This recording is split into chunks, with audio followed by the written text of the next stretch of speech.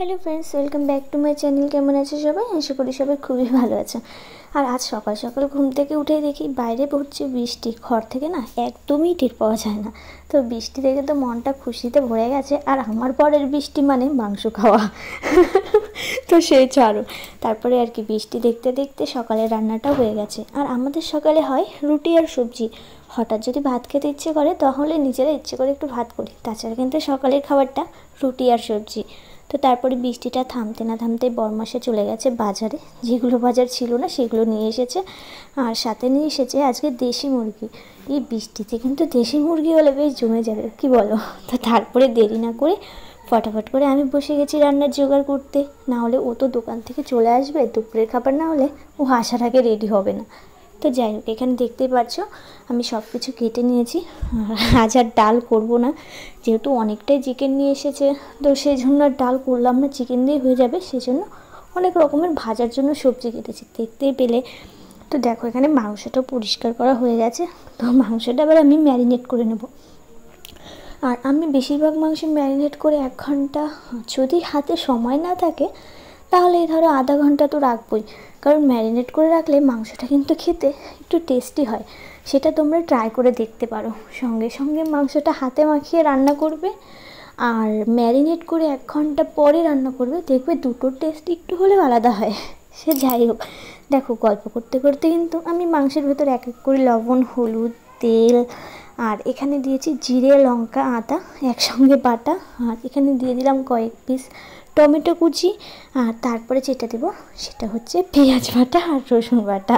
তো যাই হোক, সব মশলা একবারে দিয়ে এবার আমি এটাকে বেশ ভালো করে হাতে কষাবো অনেকক্ষণ ধরে। আর আমার না এই মাংস কষাতে খুব ভালো লাগে, জানো তো, হাত দিয়ে।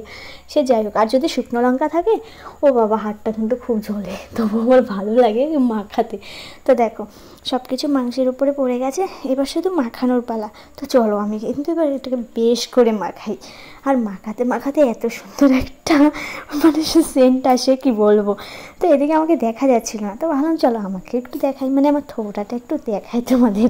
তো এই যে আমার কিন্তু মাংস পুরো ম্যারিনেট করা কমপ্লিট। এবার এটাকে আমি একটু ঢেকে রাখবো 1 ঘন্টার জন্য। তো এটাকে 1 ঘন্টা ঢেকে রাখছি। তো ভাবছি চলো ততক্ষণে আমি বাকি কাজগুলো করিয়ে নিই।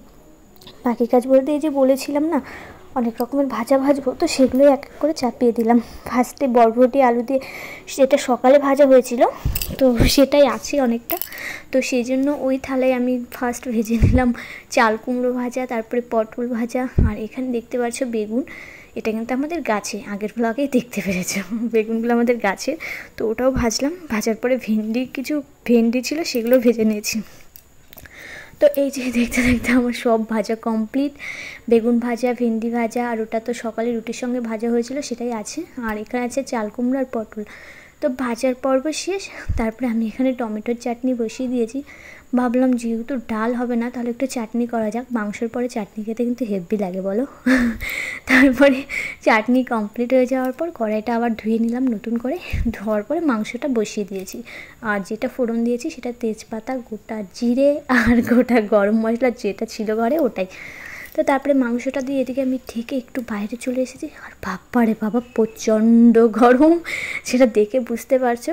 আর আমি গরমে রান্নাঘরে আর থাকতে পারছি না, সেই জন্য একটু ঢেকে দিয়ে বাইরে এসে রেস্ট নিচ্ছিলাম ফ্যান চালিয়ে।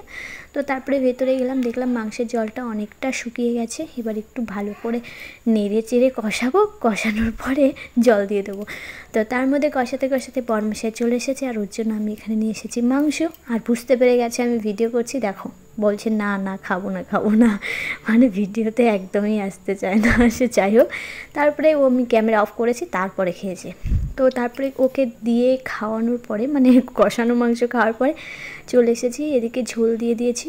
আর দেখতে দেখতে আমার মাংসটাও কিন্তু পুরো কমপ্লিট হয়ে গেছে, দেখতে পাচ্ছ। আর এখানে আমি প্যাকেটের গরম মশলা দিইনি, কারণ প্যাকেটের গরম মশলা থেকে যদি হাতে বেটে গরম মশলা দেওয়া হয় তাহলে কিন্তু ওই মাংসের টেস্টটা একটু হলেও আলাদা, মানে অনেকটাই আলাদা হয়, তোমরা দেখবে। তো তারপর রান্নাবাড়া কমপ্লিট হয়ে যাওয়ার পর শ্বশুরমশাইকে খেতে দিয়ে দিয়েছি।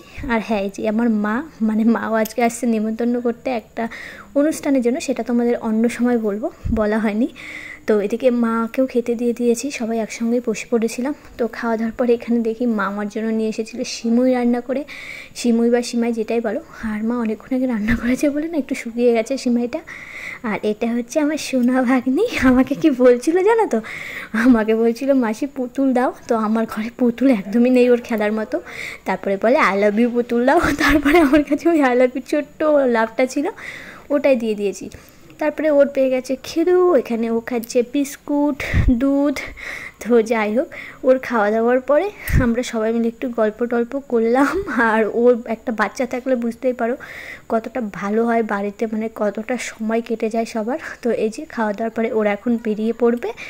তো চলো আমার ব্লগটা এখানেই আমি শেষ করব, তোমাদের সঙ্গে দেখা হবে একটা নতুন ব্লগে। আজকের ব্লগটা কেমন লাগলো তোমরা কিন্তু কমেন্ট বক্সে অবশ্যই জানাবে।